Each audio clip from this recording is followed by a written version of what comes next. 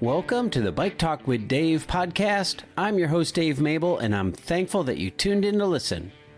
Several months ago, I got an email from a guy in La Crosse, Wisconsin, James Longhurst. He asked me if I'd like to read his book on the history of bicycles and sharing the American road. It's called Bike Battles. Of course I did. So he sent his book, and I dove in as soon as I got it. Several distractions, and a couple of months later, I turned the final page and I sent him a note inviting him to join me on this podcast. He was kind enough to carve out some time during finals week at UW La Crosse, where he's a professor. We had a great chat. I really enjoyed talking to him and getting to know him, and I'd love to meet him in person. Now, I am excited to share with you our conversation. So, without further ado, author of Bike Battles, A History of Sharing the American Road, James Longhurst. James Longhurst, I am excited to have you on Bike Talk with Dave, professor of history, historical policy or policy history. I often say historian of urban and environmental policy, which means studying cities and what they're like to live in. Very cool. You are at the University of Wisconsin, La Crosse, a gorgeous area, kind of in the driftless area of Wisconsin, Iowa, Minnesota corners there. It's gorgeous up there, and I know you enjoy riding up there. But you are here to talk about your book. It's not a new book, but you were kind enough to introduce me to it, called Bike Battles, A History of Sharing the American Road. And I found it fascinating. We'll talk about that in a minute, but I want to get to know you first. I don't know what's your elevator speech about. Who is James Longhurst? Sure. How shall we know you? I can do an elevator speech, and one of the ways I can start is by saying that I have several different hats I put on. One, I'm a recreational cyclist, a gravel rider, road rider, not particularly fast, but I get a great deal of joy from it. I'm also an everyday cyclist and a bicycle advocate, a bike ped and active transportation advocate. And one of my other hats that I put on from time to time is I'm an academic historian. So I've got a PhD, and I teach at a university, and I write books. And the particular interests I have are studying cities and how we live in them. And I've written about air pollution, and I've written about other things about living in cities. And some time ago, after I moved here to La Crosse, I was looking for a new project to research, and I decided that I wanted to write about the bicycle, particularly because I had started to ride a bicycle to work I don't know if you recall, in 2008, there was a terrible gas price spike, and I, being a junior academic, didn't have a lot of money, and so I was riding my bicycle to work, and I was really unprepared for how much people yelled at me. I was unprepared for how much I was taking my life into my own hands to ride to work. And I decided that this was as important a topic about understanding cities and the decisions we've made that have made them unhealthy to live in, or inequitable, or unjust, or unsustainable. And so this became eventually this book and a series of other articles related to it, in which I try to do academic history and apply it to the bicycle, and found that there were not a lot of people at universities who write textbooks and write in journals who took the bicycle seriously as a topic of research. And so that was the result. That was the book that has resulted. Well, I think you just described America, and we'll get into that as we talk about the 50s. But it's interesting. Early in your book, if I can quote, I've just a few words here. when you started riding your bike to work, it all started dot dot dot. I was entering disputed territory. Holy cow, like that's exactly what it is when we head out on the roads. I just went for a ride yesterday. It was supposed to be a trail ride. Trail was under construction, so I tried following a detour. I got off the detour and I ended up heading east out of town on some 2-lane roads, and I was entering disputed territory. Who owns this land and who is allowed here right now? And I didn't always feel like I was welcome. And that's exactly what you were talking about. And different people in different disciplines or departments on a university campus, they would all note the same thing. They would look at a bicycle and note the disputed territory.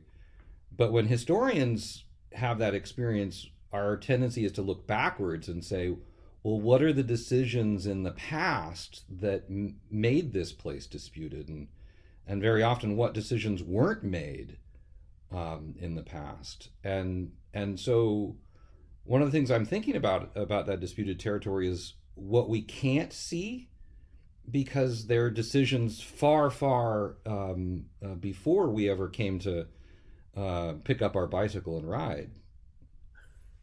I feel like we're diving into the book, and I think that's appropriate, but it's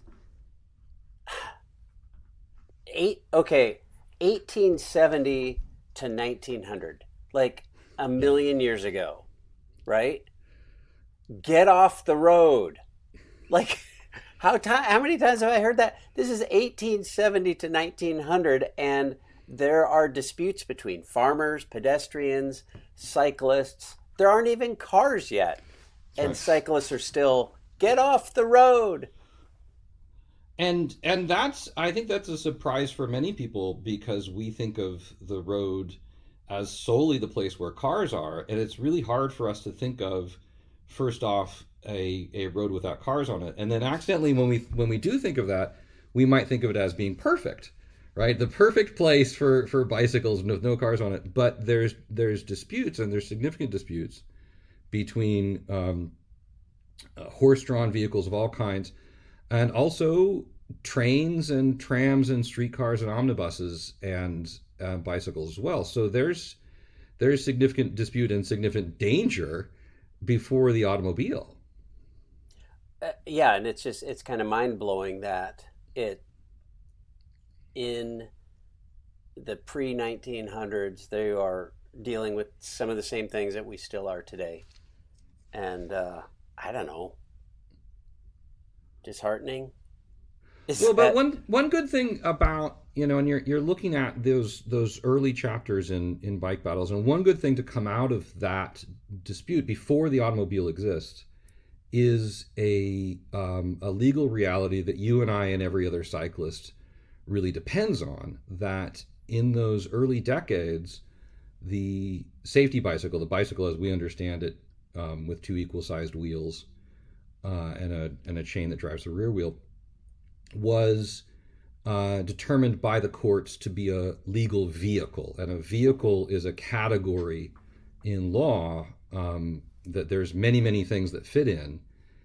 And if in those decades the legal disputes over the bicycle having a place on the road, if those disputes hadn't been decided against the bicycle being a legal vehicle, you and I would have a very different experience in the present. We would not have what we call the right to the road in the present. And so while it's disheartening to look back at those conflicts, something very good came out of it.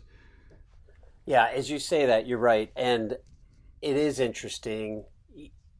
I was out on those roads yesterday, and, I got there via trails, and I probably took all of that for granted.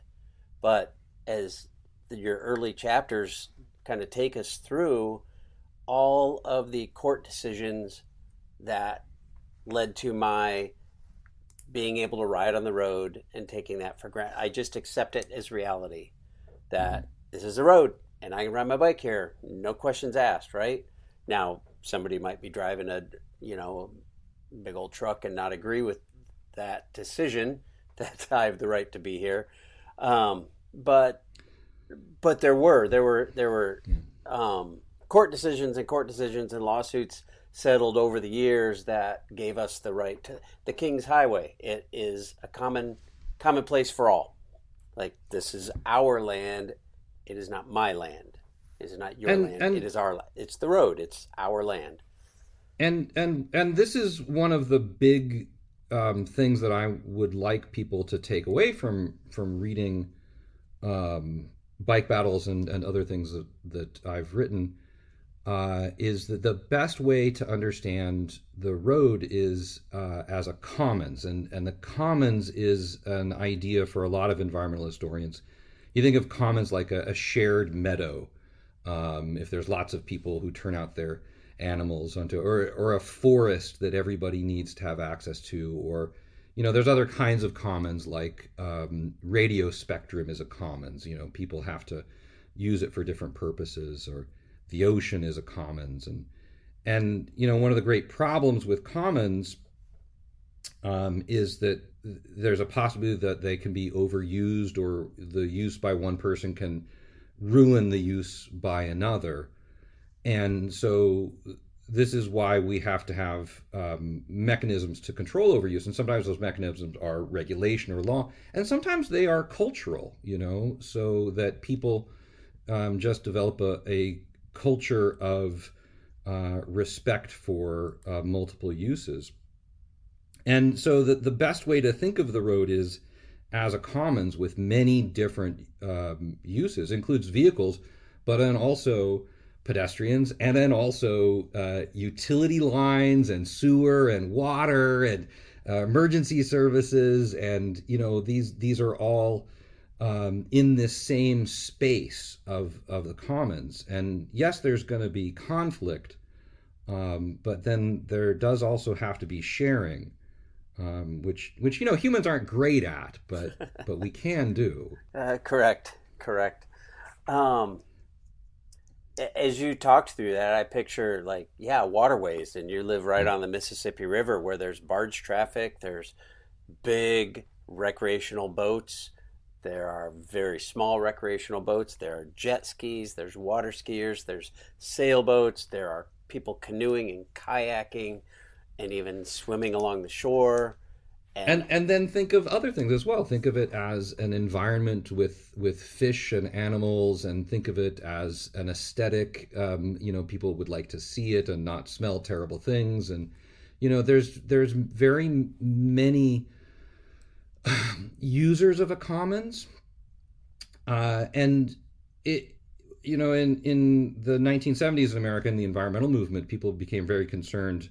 There's a famous essay called "The Tragedy of the Commons" that sort of perceived that all commons would always be overused and spoiled. And since that essay was written, many people have changed their minds about that truth, that in human history, humans have actually been able to live on a commons, on a common fishing stream or something like that, and have been able to figure out ways to not overuse it to the point that they all die. So I like to think of it as a more positive view. We can share, and in fact we must, because there's just the one road. Right. I'm curious how you see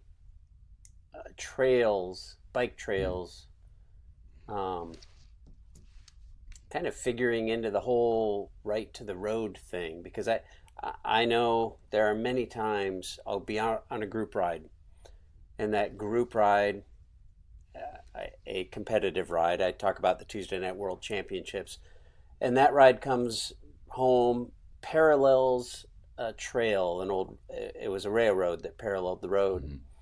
And we're on the road and we're hammering along. I say they, because I've been dropped by then, but this is my point. In the big group, great. Like, it's a mass and it's rolling down the road at 28 miles an hour, and I get dropped. I'm alone, and I'm now on the road, and there's a trail 50 feet to my right, but I'm still on the road, and people can get pretty darn pissed off about that. So what's the role of the trails? We all love them because they get us off the road, but do they legislate us off the road, even mentally?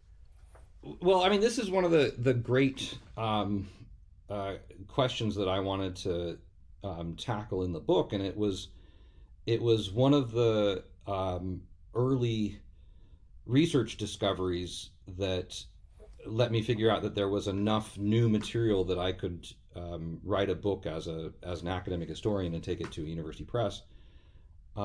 Is that it turns out, and not very many people know this, it turns out at the height of the golden age 1890s bike boom in America, that bicycles were so popular and the roads were so bad at the time. The roads, you have to think of the roads of the 1890s.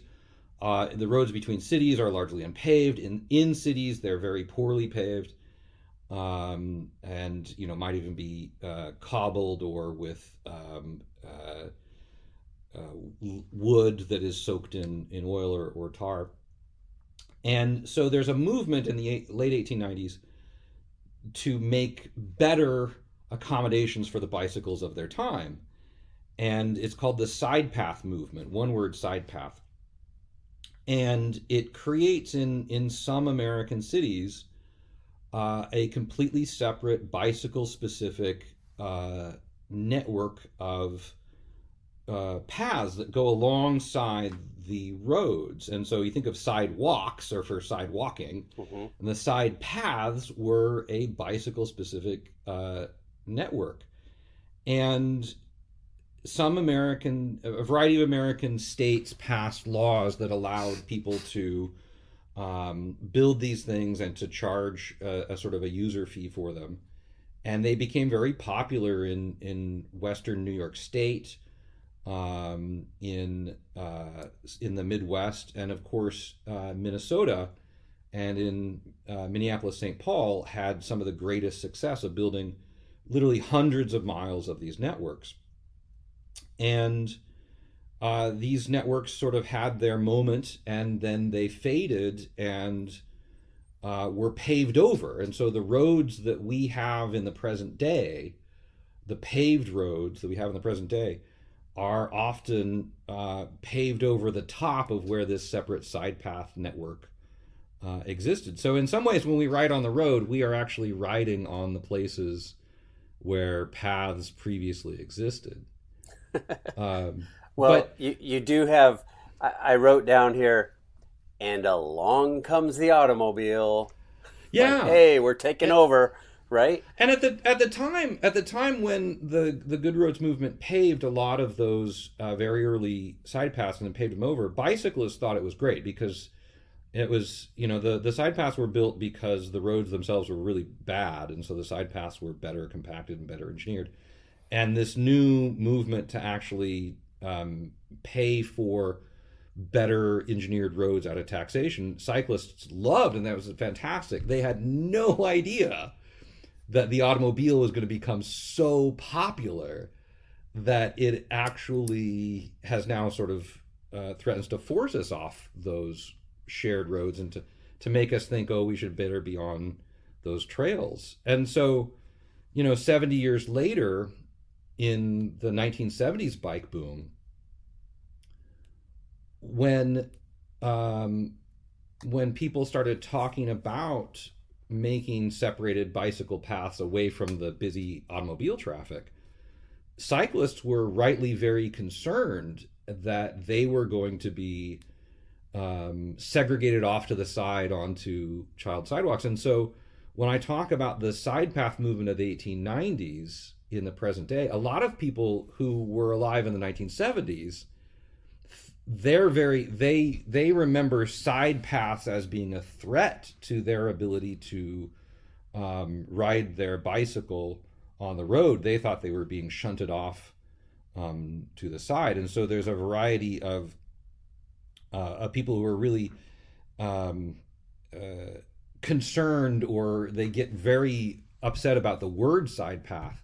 And that's because we've all forgotten the 1890s movement. It's vanished from our memory to the point that some people when I talk about it, accuse me of making it up. I went back to Rochester, New York, Western New York, and Rochester, New York is essentially the origin place of this side path movement. And I talked to people there about the networks of hundreds of miles of side paths that they had in their city and around it. And occasionally a person or so will accuse me of lying, of making stuff up to benefit bicyclists. I'm like, no, this is your history. You just haven't seen it. Huh, it's fascinating. It actually is fascinating. And I find it interesting.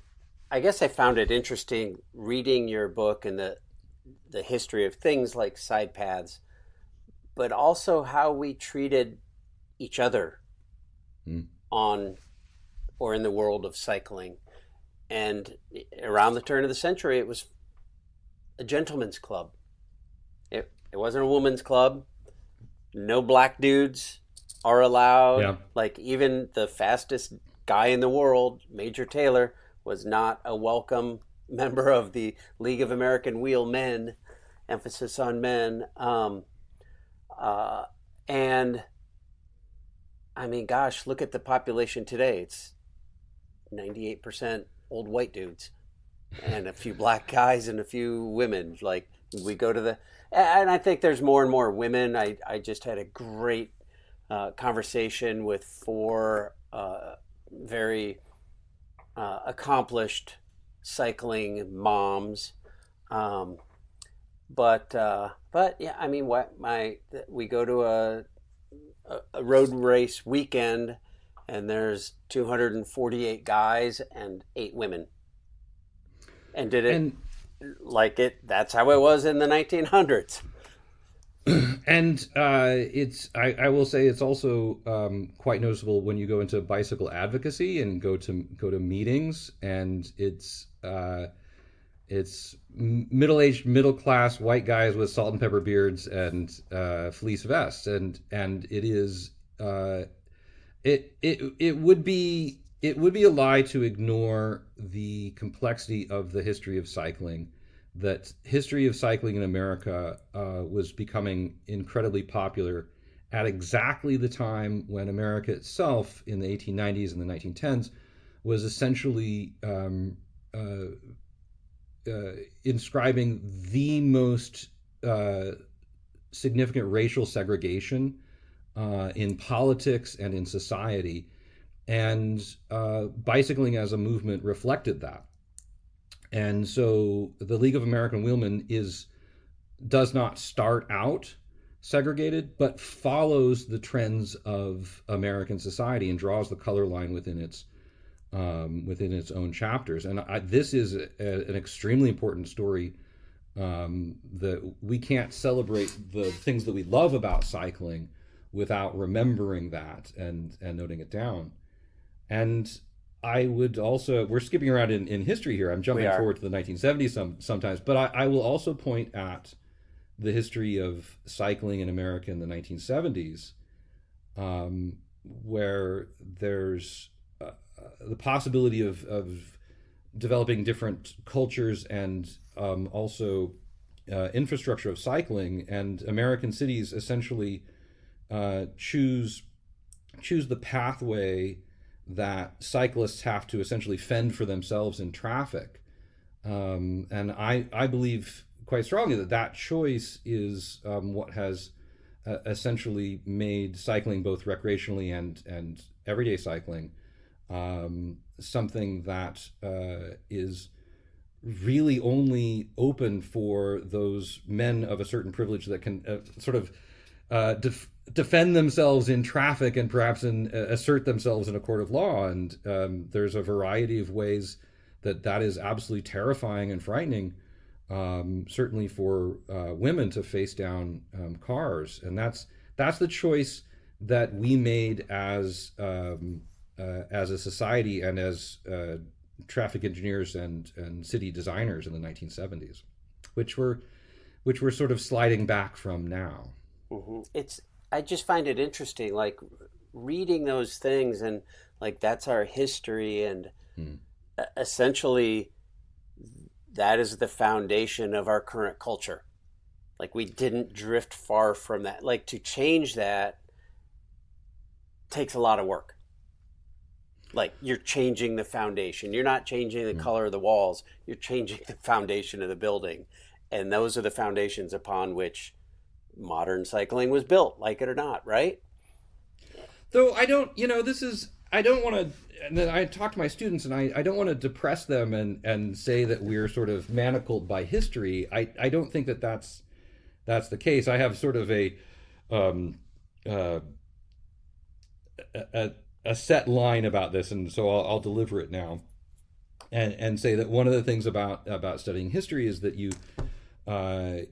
you get sort of locked into this idea that because things happen in the way that they did in the past, that they always are going to be like that in the future.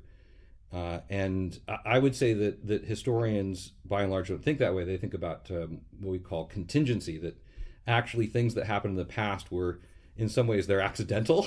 They just happen to turn out that way. It's just a combination of forces, and the combination of forces could be different next time.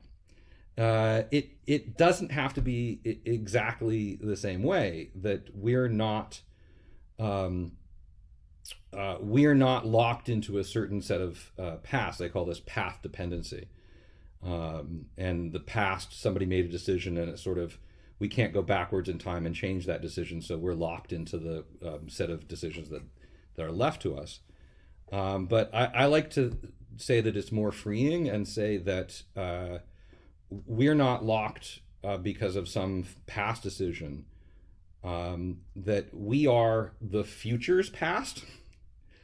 That the people in the future, their range of decisions is dependent upon what we do right now. And so if we do something different now, we change their future. And the something different could be small. It could be getting the trail connection made that people have been trying to make for 15 years, or it's getting the stop sign set correctly, or getting the wayfinding signage, or training a new group of kids in 7th grade to ride their bikes. But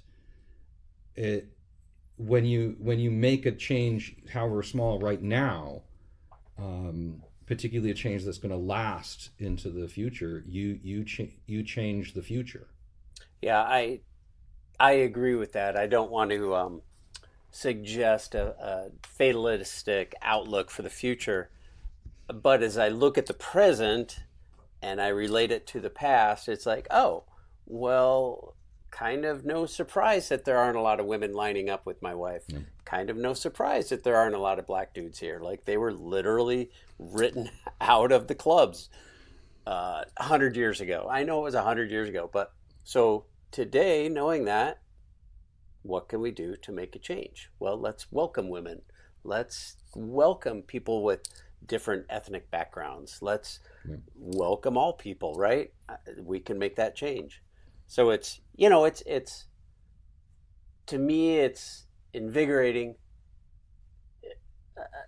Turning the flywheel takes a lot of work at the beginning, and something like starting a women's cycling team 10 years ago, there's now a major Taylor affiliate club here in Des Moines, which is open to all walks of life. There are 2 Latino cycling clubs in just here in Des Moines, and all of those are welcome changes. They're not the Gentlemen's Club from 1910 League of American Wheelmen, right?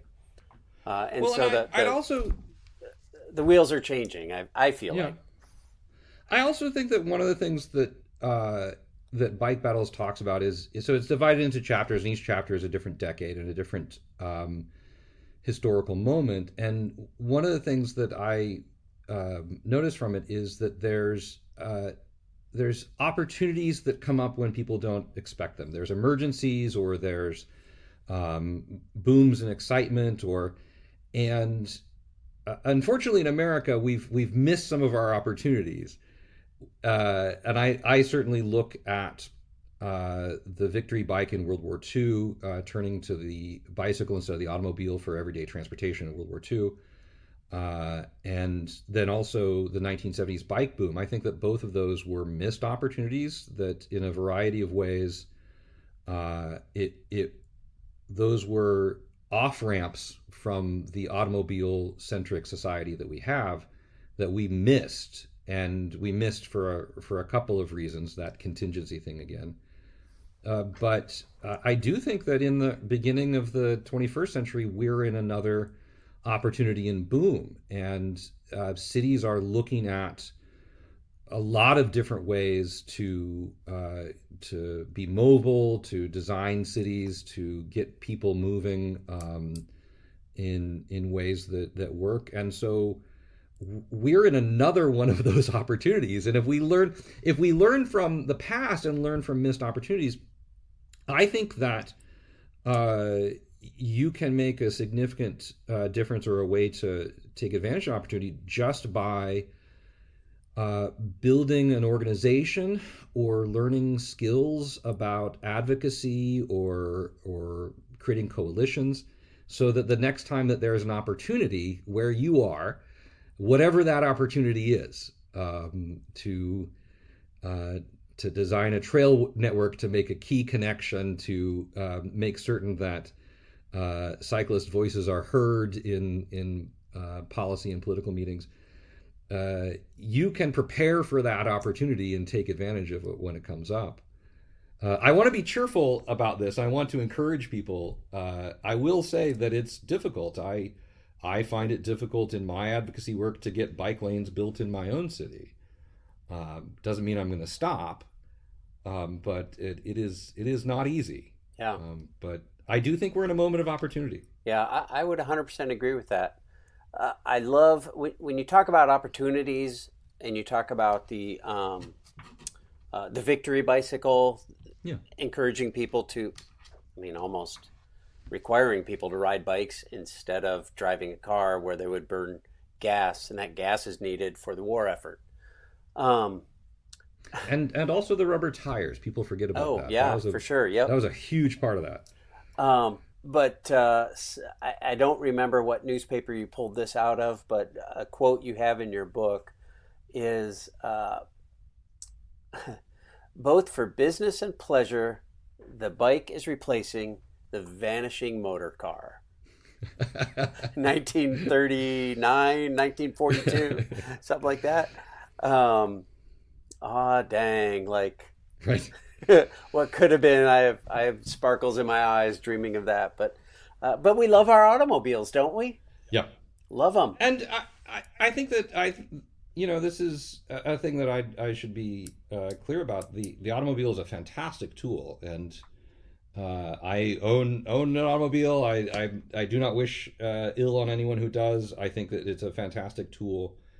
But I also think that I have a toolbox with many tools. Mm-hmm. And some tools, if you use it for the wrong application, it damages yourself and others. So I have a chainsaw, and I have a pair of nail clippers, and yeah. I don't want to use one for the other purpose. And I would say in America, in the 21st century, we use chainsaws for too many things. We're using automobiles that are very large, and use a lot of energy and take up a lot of space in our downtowns and around our schools. And I think that that's a great tool, the automobile. And when I want to drive longer distances or move a lot of stuff, that's the tool I reach for. Or if I need to get to the emergency room in the dead of night, that's the tool I reach for. Right. But I also think that tool can be damaging to myself and to others, and so I don't want to use it in all applications. Yeah, that chainsaw nail clipper is a great analogy. You're right. We often use the chainsaw when we could have pulled out the nail clipper. And as you say that, I picture the grocery store that it's literally 1.25 miles on a bike trail from my house, and hey, I'll be right back, and hop in the car and drive there. I literally would take me the same amount of time, if not less, to hop on my bike and ride to the grocery store. And I think about a lot of social events that I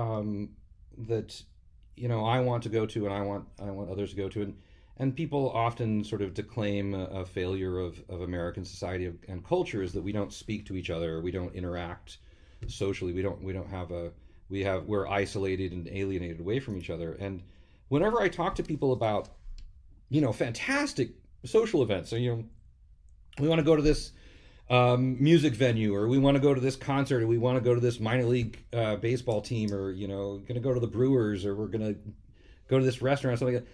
And people will say, well, I don't want to go there because the parking's so bad, or this like it. And it's in some ways the tool that we're using to get around is actually blocking our ability to have a life worth living. And when people say no about socializing because or for goodness sake they leave the top of the ninth to right. like, because they're looking and saying, oh, I got to get out of here before the traffic gets bad. How many times?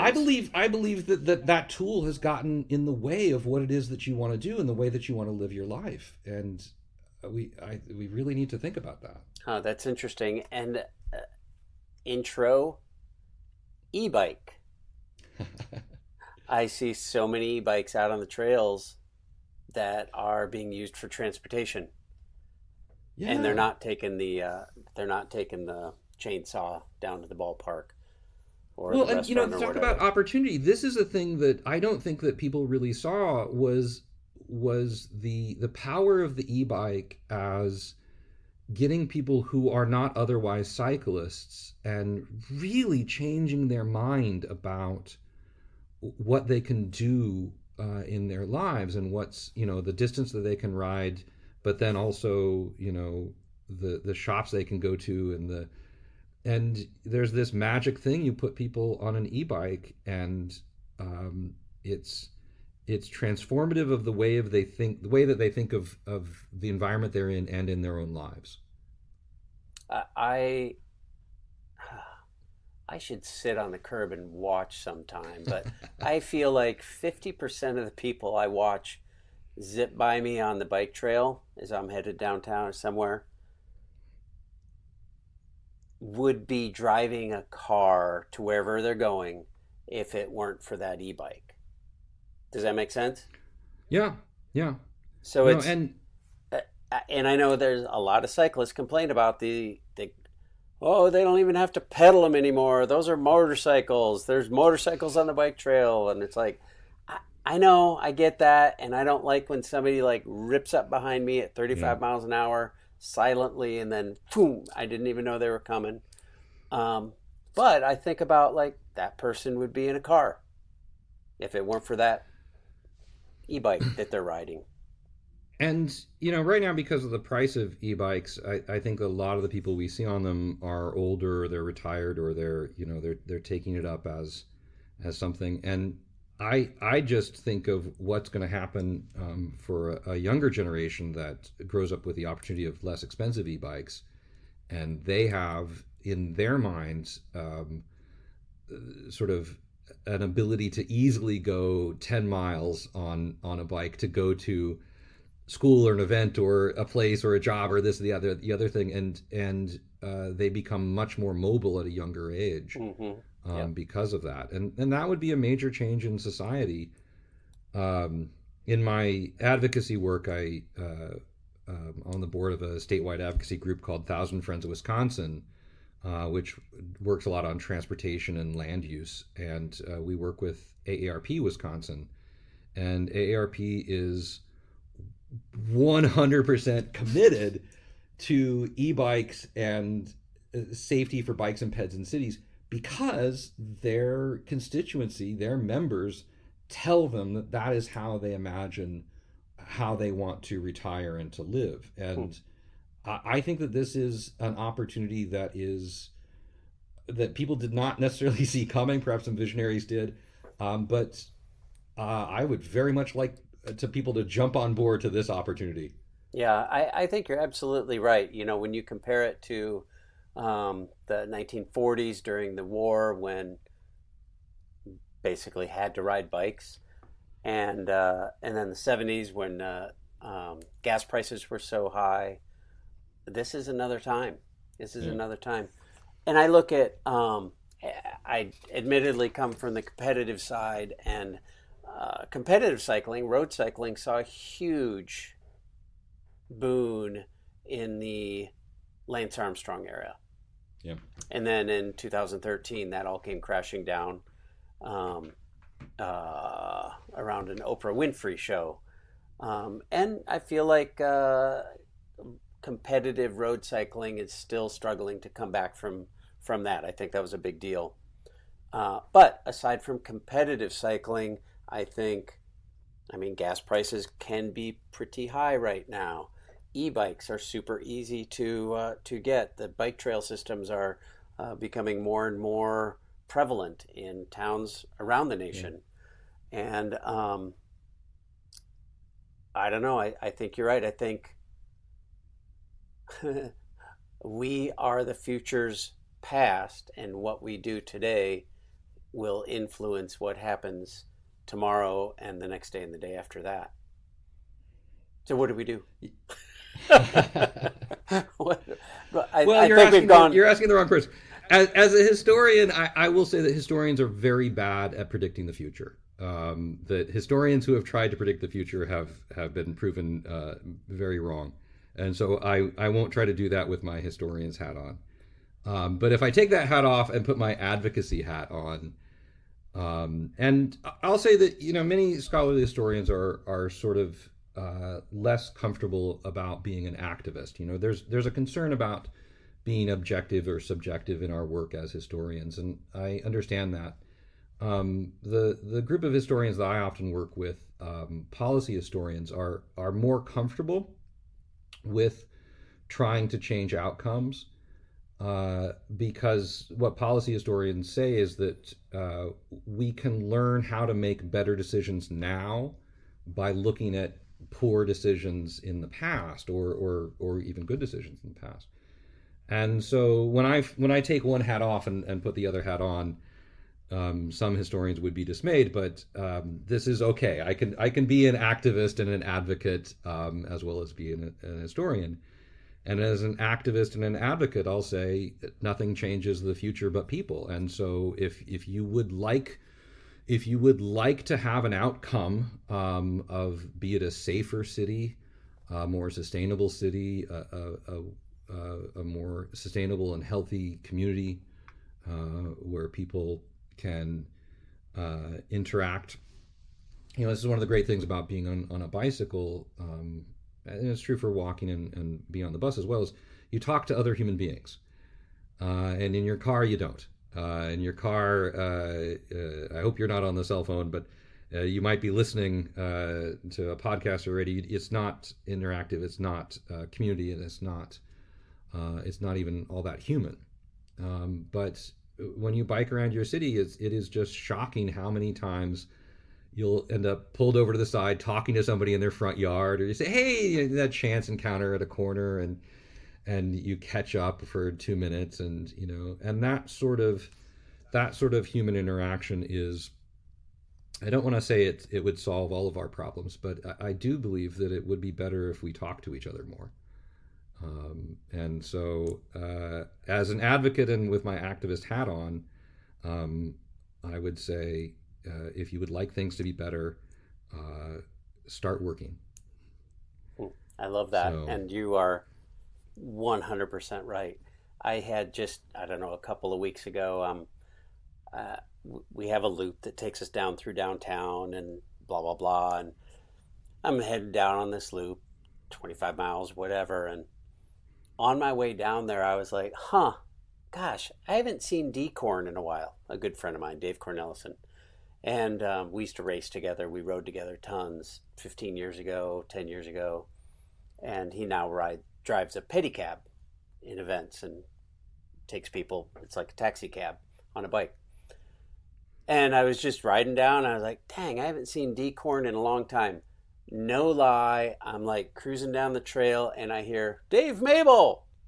I turn around and it's freaking D-Corn. That wouldn't have happened if I drove downtown.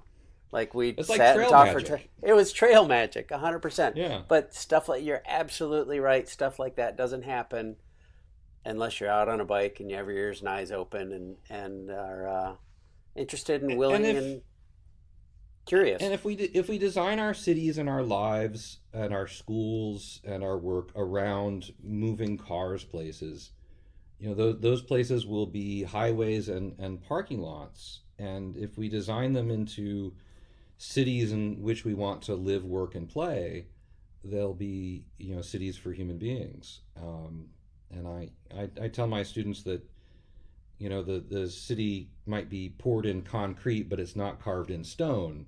Concrete, somebody decided and said we're going to do that there and not over here. And if you'd like, you could either influence that somebody, be in the room where that decision is made, or hell, you can be that somebody. Sure. So I very much encourage people to think of our cities not as permanent things, but as our homes that we can design for our own well-being and that of others. Yeah, I love it.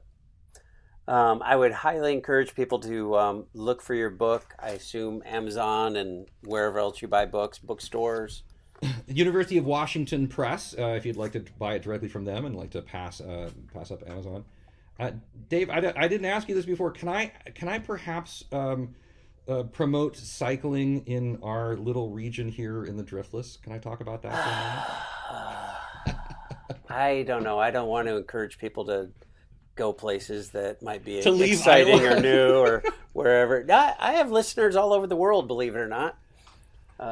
Well, we're just outside of Iowa, and you referenced the Driftless, and so the Driftless is a geography name. It's a geological name for the area of the Midwest that the glaciers didn't smooth over and leave the drift, the loose rock that they push around. And so there's this odd little corner of some of Iowa, some of Minnesota, some of Wisconsin, Illinois, and it is the place that didn't get flattened in the last glacial retreat. And so the Driftless region is a very exciting topography for cyclists. It's corrugated. It sort of goes up and down bluffs and ridges and valleys. And so this area around La Crosse, Wisconsin, and La Crescent, Minnesota, is where I live in the Driftless, right on the edge here on the Mississippi. And we have absolutely fantastic. I'd like to think of it as world class, but I haven't cycled the world. Some of your listeners may have. And if they'd like to learn more, we have a website, driftlesscycling.com is our collection of ride with GPS routes, both road and gravel on both sides of the Mississippi here in Minnesota and Wisconsin. Those are all free to download. If you're a Ride with GPS member, they give you turn-by-turn directions. And Cool. On our Facebook, Driftless Cycling Gravel, we organize free Spirit of Gravel events. Show up and ride with us, no wow. cost. Everybody's self-supported, and we often end them at local hangouts for food and fuel afterwards. Driftlesscycling.com is the website, and those websites and those are organized by volunteers. I'm just one of several. But we like to invite people to come and see this little corner of the Driftless. And with Ride with GPS, you don't have to be a local to know where to go. You can just download the routes, and we provide photos and rest stops and all those other things, and convenience stores along the way to fill up on. So rides between 25 and 125 miles long, every kind of challenge you can imagine. That's awesome. I love that. That's a great idea. And that area is gorgeous. I love riding up there. El Monzo was southwest Minnesota, and Yeah. a delight to have We've had behind you. The what's the Horrible Hilly? Whew. Yep, that used to exist here.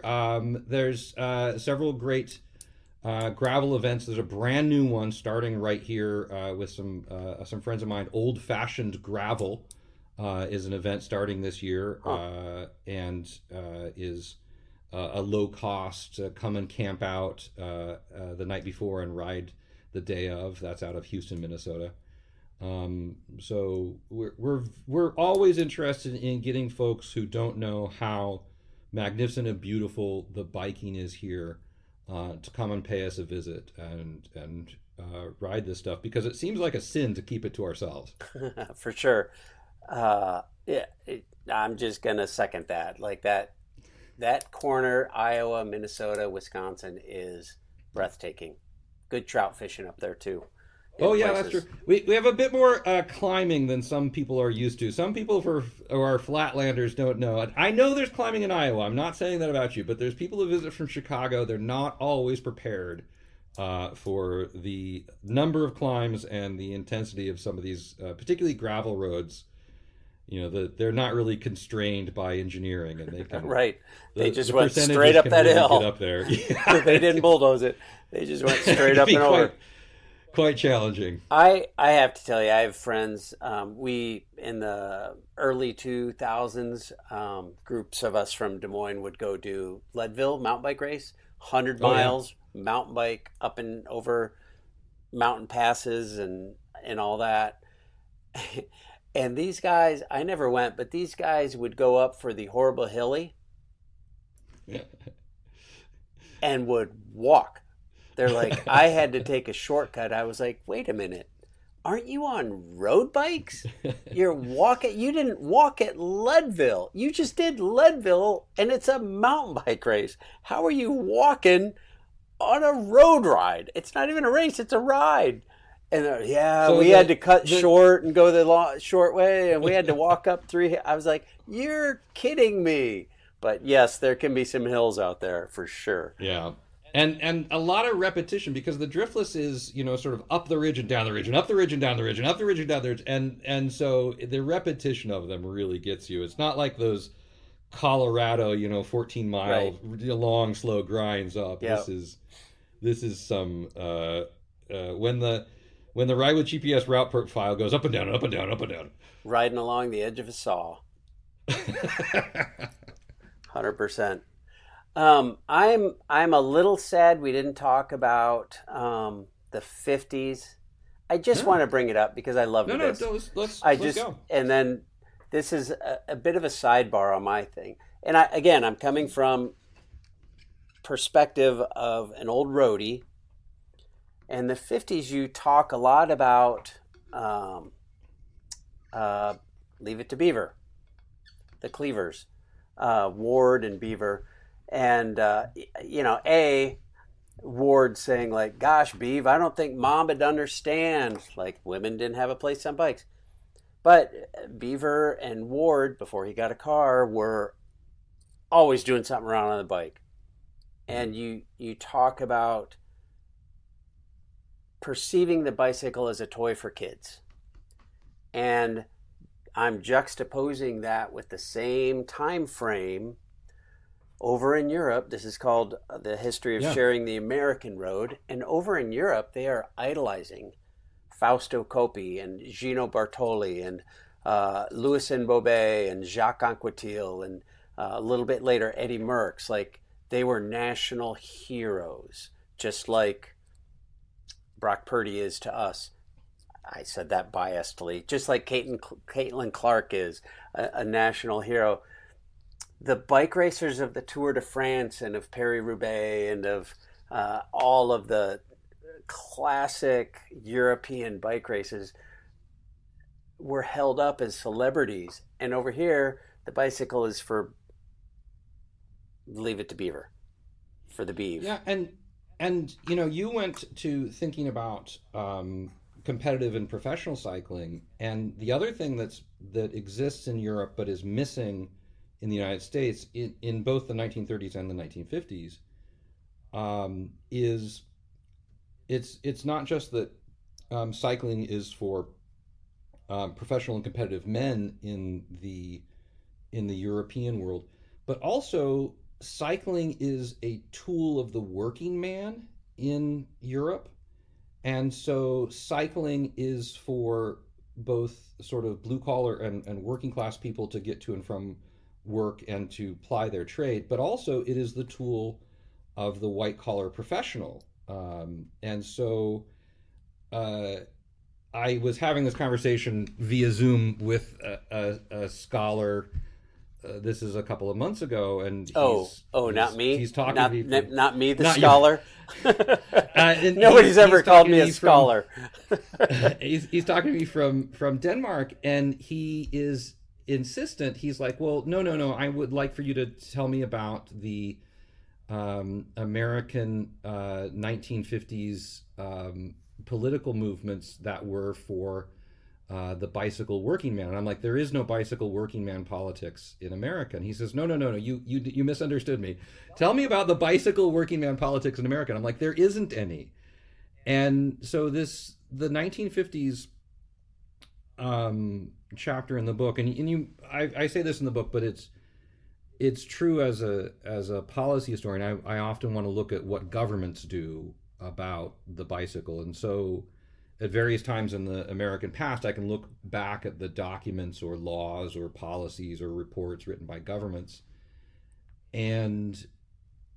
But then sometimes when I'm looking backwards, I can't find anyone in government caring about the bicycle or saying anything about it or writing about it. And that's why in the 1950s, I had to turn to popular culture, because governments, both national and state and others, did not take the bicycle seriously as a thing to regulate or plan for or engineer for. And so the only people that were writing things down that later historians can find or creating records or documents were in popular culture.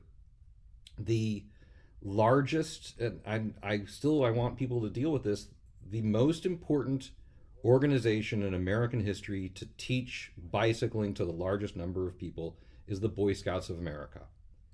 And if we think about the fact that that is the organization that essentially speaks for cyclists or trains them, or it really points to the fact that there's nothing else, that there's no one else that is training or organizing or speaking for people who would like to do something other than drive their entire lives. And so in both the 1930s chapter and the 1950s chapter, both of them are about finding people who were writing things down about bicycles. And the 1950s, it's nobody except for people who associate with children, either selling bicycles to children, talking about how children should or shouldn't ride bicycles. And so the bicycle is a thing that you grow out of in American culture. Right. Yeah. When you turn 16, you get your license.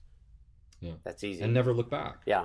Right. And this is, to this day, this is part of the many stereotypes that people have about when they see somebody on a bicycle.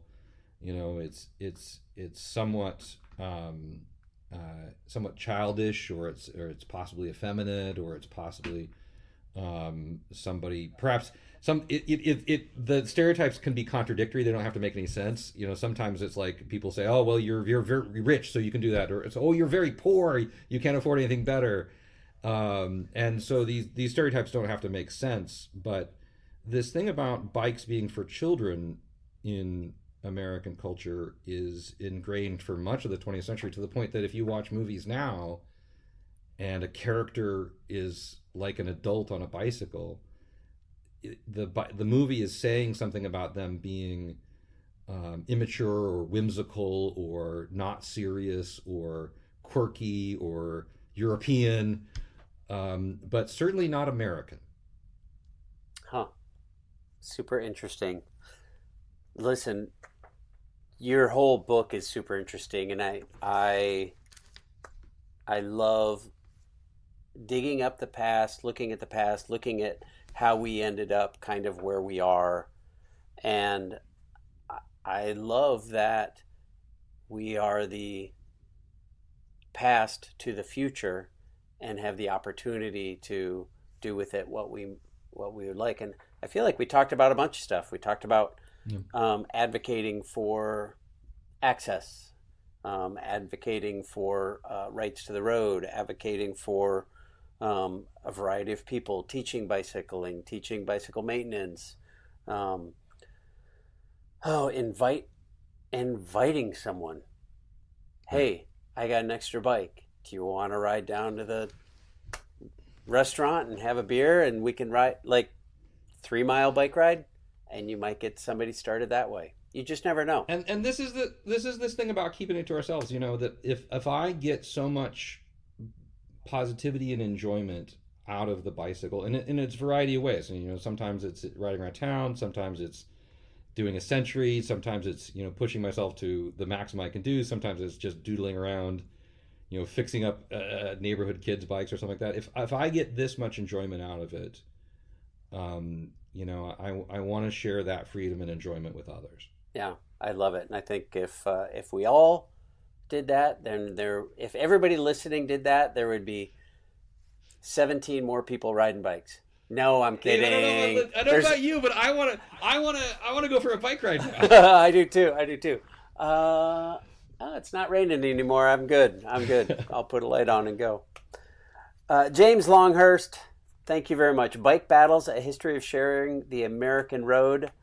University of Washington Press is where to get it most directly. And I would encourage people to pick this book up and learn about your past and how you came to the present. Dave, thank you very much. I'll see you out on the road. My pleasure. Thank you. We'll see you up in the Driftless. I want to thank James for sharing his book with us today. I really enjoyed his book and I loved our conversation. I really dug diving deeper into his book with James, the author. I love doing that. And I would encourage you to as well. It's available at the University of Washington Press at www.washington.edu/US Press. I don't expect you to remember that on your head, so I'll put a link in the show notes. Really, if you have any interest in the history of the bike in America, this is a great book. And also remember, if you want to discover some incredible gravel riding in the Driftless region, which includes southwest Wisconsin around La Crosse, as well as parts of Minnesota and Iowa, just go to driftlesscycling.com. I'll put a link for that in the show notes as well. As far as this podcast goes, I really appreciate you tuning in each week, and I would love it if you would rate and review this show on your favorite podcast platform. And if you want to support the show financially, just look for Bike Talk with Dave at buymeacoffee.com and drop a few coins in the cup. If you do, I'd love to send you a sticker. Now be sure to check out the Bike Talk with Dave channel on YouTube, or you can always go to biketalk.bike to stream every episode. Now don't forget, if you're interested in going to Gravel Worlds, use the code BikeTalkWithDave, all one word, when registering for the Gravel Worlds, and you'll save 10%. Another race you might want to do is the Core 4. It's just a couple of weeks before Gravel Worlds, right at the beginning of August. And this year they are boasting a $10,000 prize purse. Check it out. Who's ready for some Core 4 news? After a huge spike in riders and a super thank you to everyone for coming out this year, these guys jumped right back into the fire. It's no surface untouched again for 2024 because Core 4 24 has a sweet sound to it, no doubt. New routes, new distances, and a new you. That's right, y'all, they are mixing it up with more surprises and delights. New for 24 is the Core 40 distance. Just a bump up from the 20 mile and still has all the farmscapes and B roads and champagne gravel you'd expect from the folks at Core 4, just without the single track. They're telling us 60 is the new 50, miles that is. It's a no-surfaced, untouched, podium-eligible route with all the cats in addition to their marquee 100-mile event. It's the perfect blend of competition and community. We want Core 4 to be on your event calendar for 2024. Jump on Bike Reg today, snag your spot before this event reaches its cap. Come ride the wave and get more bodies on bikes. It's blazing hot action every year, and they'll keep the fire stoked all winter long with the 20 40, 60, or 100-mile route, Core 424 has something for everyone. It's time for the next time. Let's go! Thanks again for tuning in, and I hope you have a great week. Now remember that nothing compares with the simple pleasure of riding a bicycle.